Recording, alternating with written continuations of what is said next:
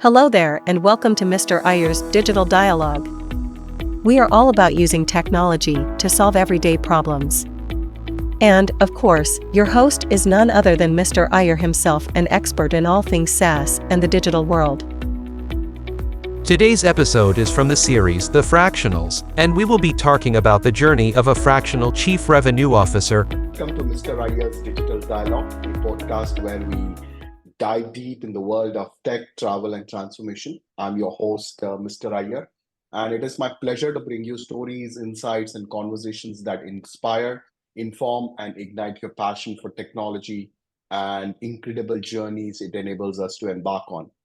So this season, we are thrilled to introduce a brand new series focused on innovative world of fractional CXO roles, a transformative approach of business navigating the digital age.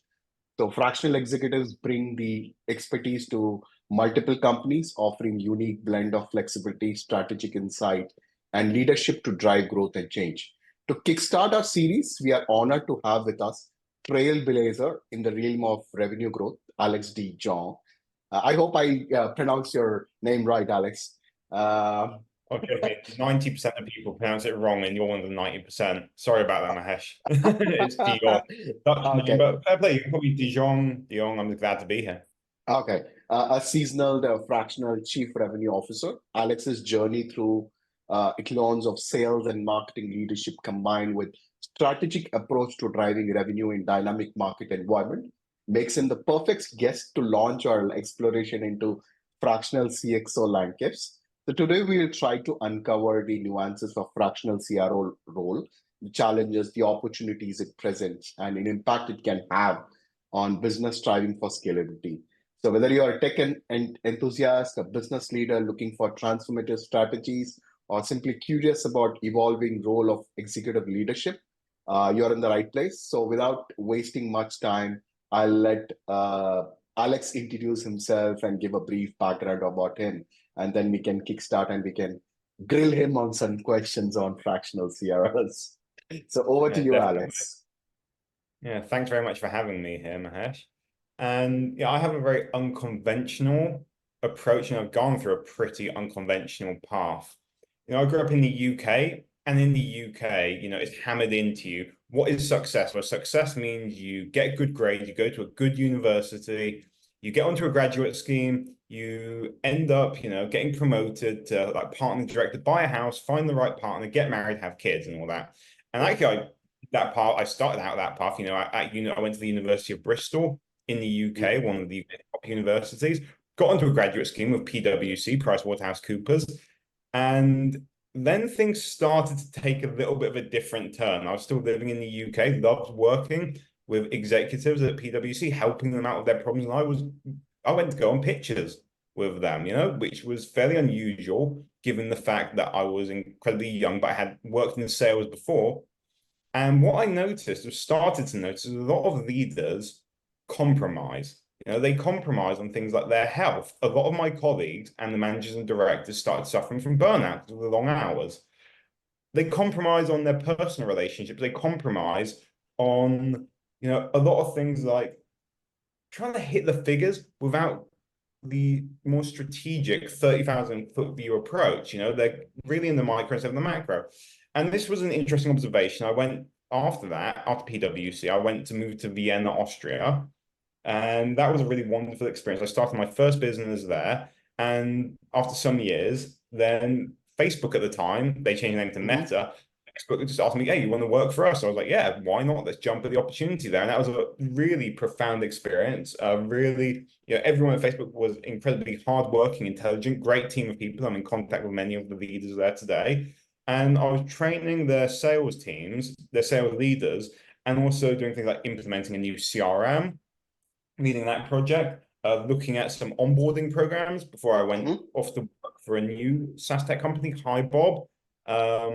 And that was also a very profound experience, working for the smaller company, 800 people at the time or so. And I still noticed this pattern of, compromise and also unpredictable forecasting in sales. The pipelines were very difficult to predict. And this was leading to a lot of stress for the sales leaders, the CROs, the management, the leadership team, but also the salespeople themselves, the account executives and BDRs.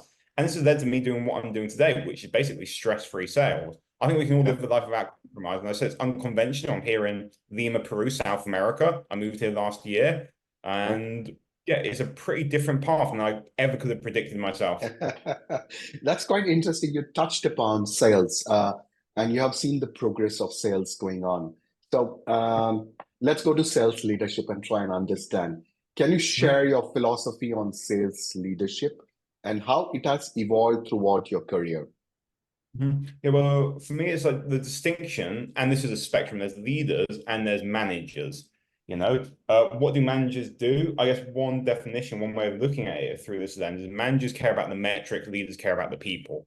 Yeah. It's really this people focus, and you have to have, a level of emotional intelligence, social intelligence. It's the understanding of, psychology and groups, how they work together. Whereas Right. managers may just about hitting the number, hitting the mark, and they don't care as much about the people. They don't need as much empathy. And fair play, you can have that title authority. You can be the manager, be the CEO of a company, and not care about your people. Fair play. Yeah. See how that works out. And for some people, actually, it does work out well. It also leads to some of the other things I've seen happen throughout my lifetime, which is burnout, stress.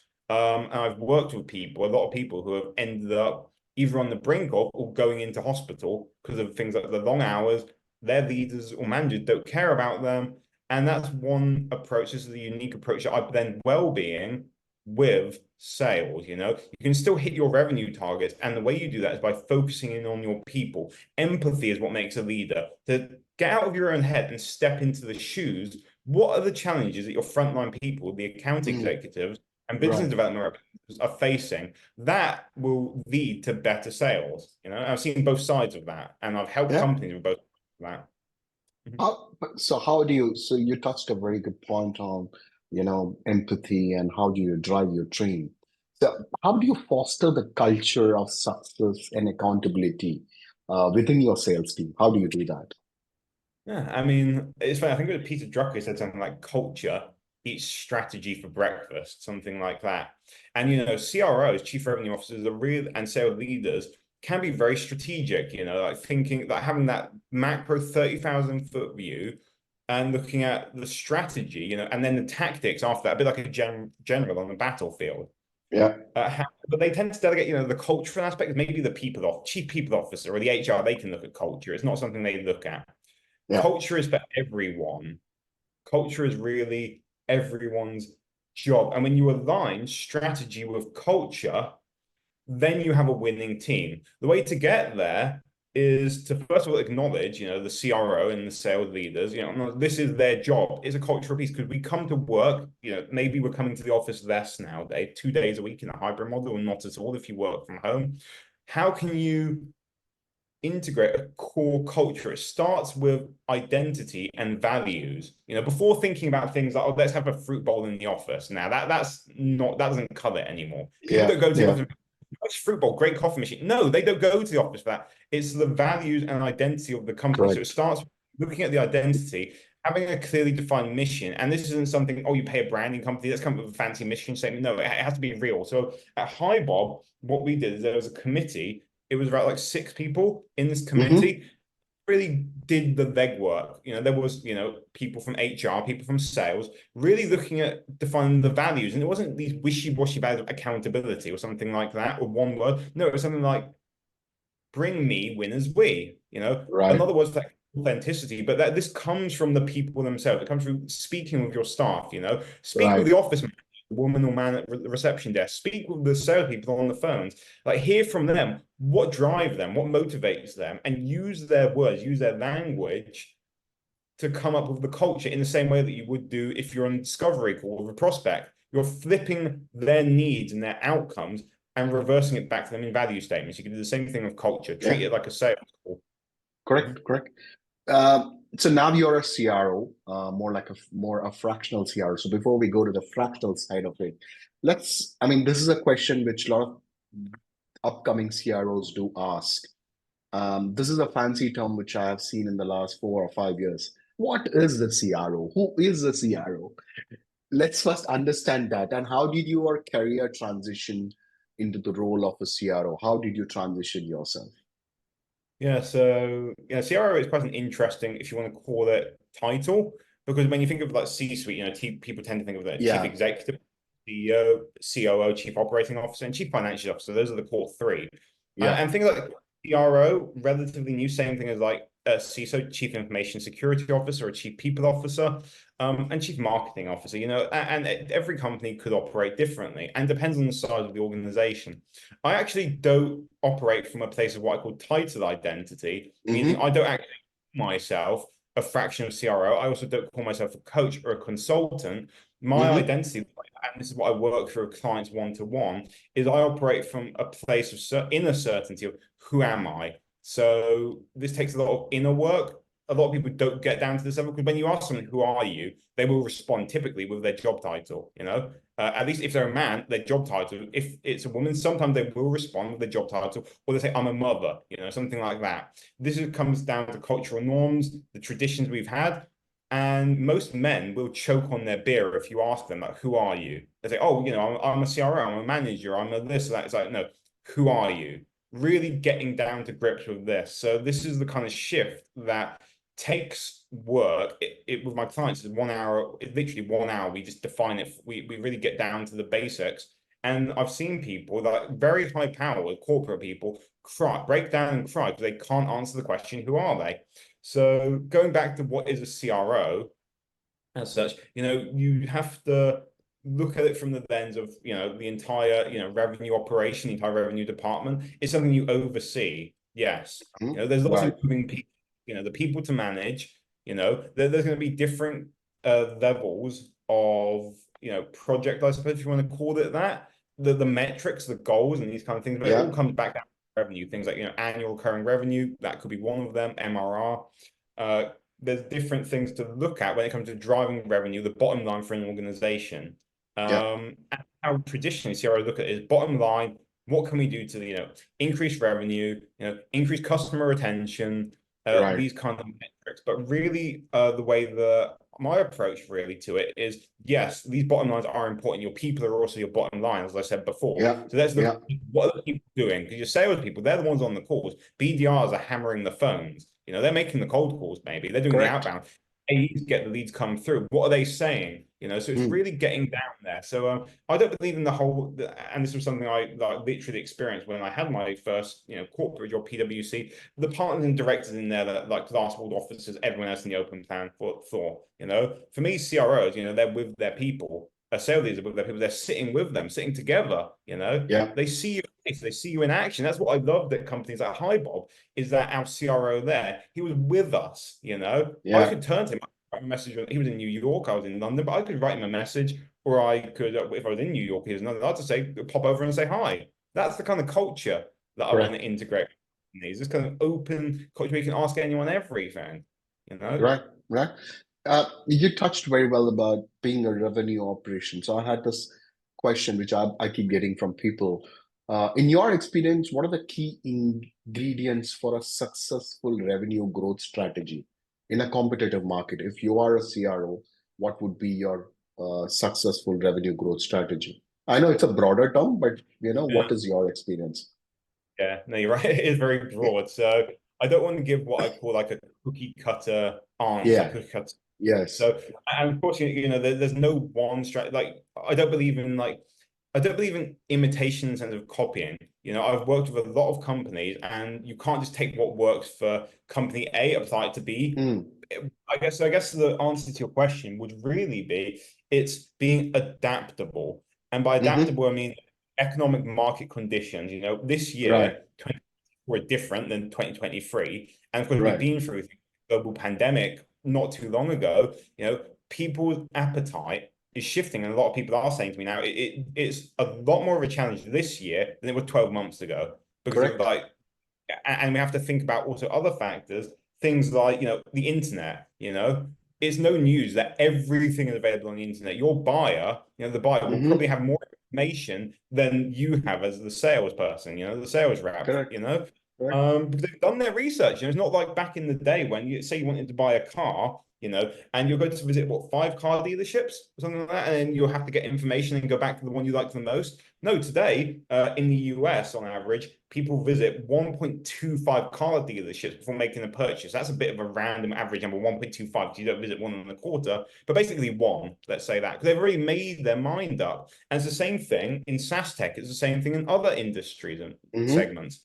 Yeah. So the main thing when it comes to the strategy piece, what you were saying is, yeah, adapting to market conditions, adapting to the buyer. You need to know your personas, the ICP, the ICP, ideal customer profile. You need to know them, their pains, their goals, their wants, their needs, their outcomes, almost better than they know themselves. So what you can do is then let go. Like really step back, and the salespeople and can really let go of any preconceived notions, and then Right. step forward with empathy. I describe it in the sales trainings I used to give, and sometimes still give today. I say, stuck in your head, you're dead. Reach out a hand, you're grand. So you're really getting out of your own head. You're getting out of your own Correct. way. So you can really embody the persona. You can embody the person who's on the call. So when you're on a call with someone, you are, in effect, you are that person. You're not Right. thinking about you're not thinking about, oh, how am I going to do this? And instead, you're reflecting back to them exactly what they need, not what you want, what they need. And that can be done whether you're a BDR, business development representative, account executive, sales manager, sales leader, or chief revenue officer. Right. There's always a tussle when you're a chief revenue officer. There's always a tussle between marketing and the sales. So, in your opinion, how important is the alignment between sales and marketing teams, and how do you ensure the alignment is achieved and maintained? I'm sure this must have come across to you a lot of time in your career. I mean, honestly, this is probably one of the main things that when the people come to me, either they recognize it, or they recognize it, and then that's when they come to me about how do we Yeah. get marketing working together instead of silos.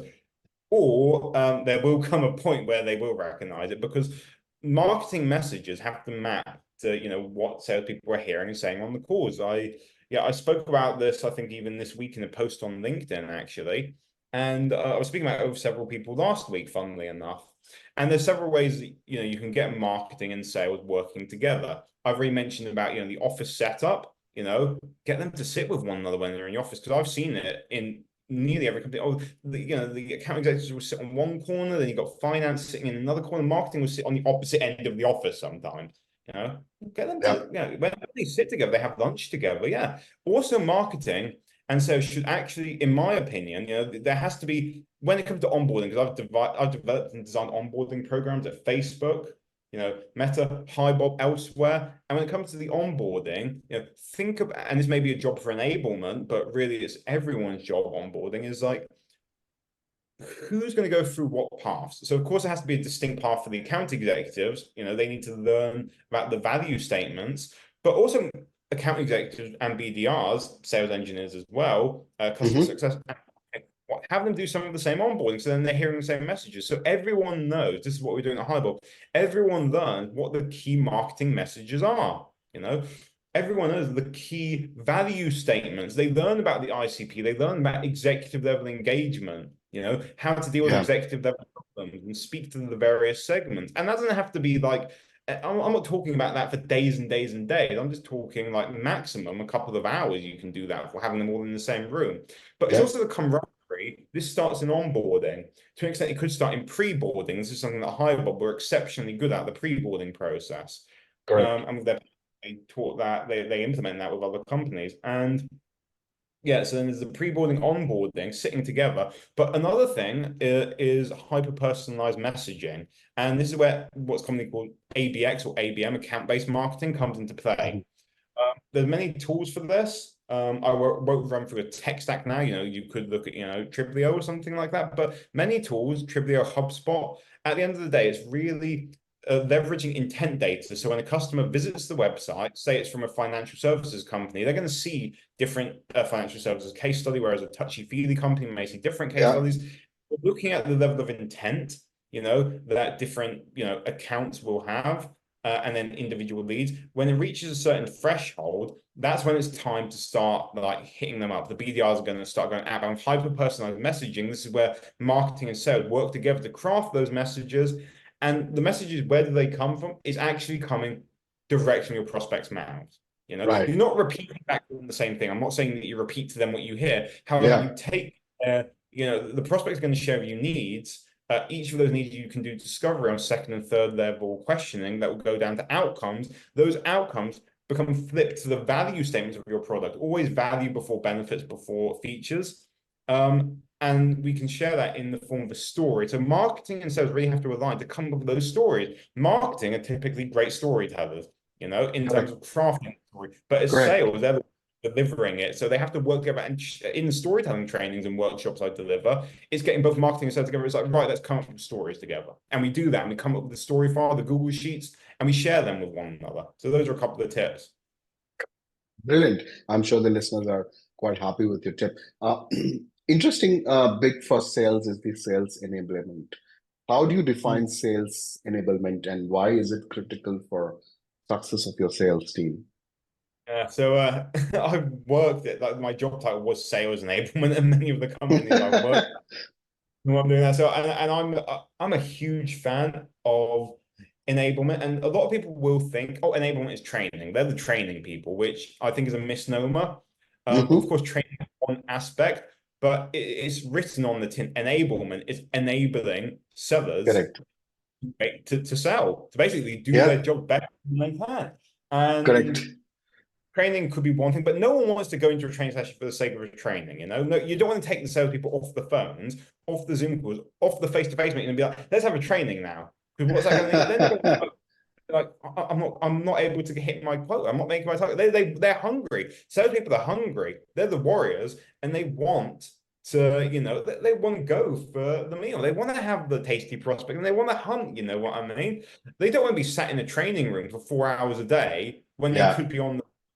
So it's not just about the train. It's basically about enabling them, and then we could look at things like, of course, onboarding is one area, and people join the company to ramp them up quickly. But right. that's not training. That's also working with leadership, like managers. So good sales enablement managers have to work with the CRO, with the leadership to understand what's going on. They have to work with revenue operations to understand what's the data telling us. And I think it starts with data. I am, and this probably comes from PwC, I just love measuring everything. I have a measuring stick for everything. And I love pivot tables. I love spreadsheets. I love crunching up Tableau and really seeing what's happening in the pipeline, how quickly the deal is moving through, where are the bottlenecks, where's the Yeah, value?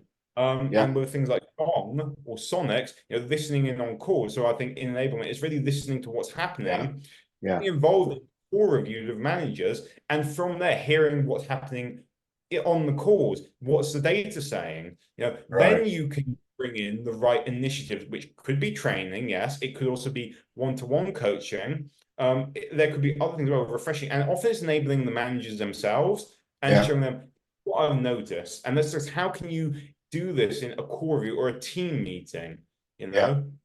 Working also with sales engineers around, and also product around, making sure that the messages, the new product features, this is aligned with marketing messages when people want and need to hear it. Yeah, that's right. Excellent. Excellent. I'm sure, whenever I have got involved in sales enablement, it's always for the growth and the process growth of the sales team. And it's quite interesting. We could have a complete section on it. It's that big. So, so SaaS. Now, a lot of my listeners are from SaaS, and SaaS technology is ever evolving. How do you stay ahead in adopting and leveraging the right tech to drive revenue growth? How do you do that? Yeah, I mean, that is like $1 million question right there. When you say like right tech to adopt revenue growth, are we talking about like the SaaS product that Yeah, companies? the SaaS technology for sales is evolving. There were times when I remember 20 years back when I used to make calls, I didn't have any information in terms of the seller, client or anything. I just pick up the phone and I call. Now we have everything for the sales team. The BDR is well equipped to go on a call. So this evolving technology, the SaaS technology in sales, how is it enabling and how do you adopt it for revenue growth? Mhm. Yeah, well, again, just what you said is both a blessing and a curse, I would say. Yes, But yes. because the thing is, with a lot of the tech entrepreneurs I work with, a lot of people, they do have, amazing products. They have, whether it's an app or, whatever SaaS tech solution, and they do think of it as, the best one in the marketplace. That's just how they think. No one wants to be second best. Everyone wants Yeah, their to be the number one. In some cases, it may be. I yeah. worked at Facebook, and when it comes to when it comes to social media, yeah, they are the number one social media company by number of users, monthly active users, and we can people can debate things like, oh, is it going downhill, advertising revenue and that kind of stuff. But I mean, they were top of the game. They're at the peak. You know what I mean? When I was there. Now, when it comes to the people who I work with today and looking at SaaS tech, the thing is, it has exploded. Like it's really, and I don't know if it's like a boom on the level where it's going to be a boom like the dot-com boom of the 2000s. Well, that with things like AI now, AI being like the trendy thing in the last Yeah, 2 years, is that the market is becoming increasingly saturated with so many solutions. yeah. There is there's no such thing as no more competition. Correct, And correct. buyers, there's going to be what, like, pick anything. You can pick like literally anything. There's going to be at minimum 5, 6, 7 SaaS tech companies out there who can do it. So the answer really is in differentiation. Differentiation, and to get there, that's through the proper qualification, and then really understanding which segment are you going to go for. It can't be everyone. You can't sell everything to everyone, but you can segment it, and you can be like in like for example, you could say modern mid-sized multinational companies, where it's going to be between 50 to 500 employees with global offices in particular industries, let's say automotive industry, then that's where you're going to target, or at least you're going to have some BDRs, and then he's going to be targeting them, and then you split it, and then you Yeah, figure out where the differentiations are, and you sell with that sell value first instead of feature first, because when they get to the yeah, demo call, yeah, and they're not going to be the prospect aren't going to sit for a click path. Like, I'm going to click. They talk about something they want. Okay, but then the product, you click here and then do this, and that's going to bore them. They're going to go away. yeah. They'll be checking out, looking at your competitor's website. You have to truly listen to what you're saying. As I get out of your own head, and then tell a value-based story at the appropriate time. Not telling a story for the sake of it, but taking what you're hearing and then sharing a story about a similar customer and really making it so the prospect is then selling themselves on your solution. Because there's so many people in the marketplace now. You have to Yeah, differentiate yeah. yourself, and when you tell stories are a differentiating factor. We remember stories more than we remember data and facts, and that could be a key pivotal point for people hearing this. Excellent, excellent, Alex. I think so. These are really amazing inputs for the listeners. Last couple of questions I had. One, I want to touch upon because our episode, we want to focus on the fractional side of the CRO. Give me your thought process. How does somebody who's getting into being a fractional CRO, what should he do? How should he approach his day to day? How should he prioritize his task and objectives? So, throw some light on that. Just to clarify, is that when someone who wants to move into that position, or someone who's Yeah, started? who has started as a fractional CRO or Okay, who wants to someone. get into being a fractional CRO? Yeah, so I'm going to cover firstly the person who wants to move into Yeah, that, and this person will likely have had the CRO position for at least some sort of senior sales leadership position. yeah. I would highly suggest that they haven't already to have sat in executive meetings, have sat on the board, so they understand so they and have even spoken and presented at the board. Yeah.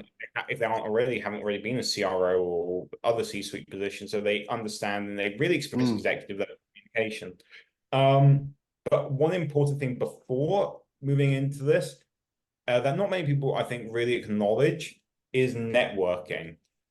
who is it in your circle, because the fractional roles, people, honestly, it's not a question. For me, I don't really think that people send off CVs and apply for that as Mm-hmm. such.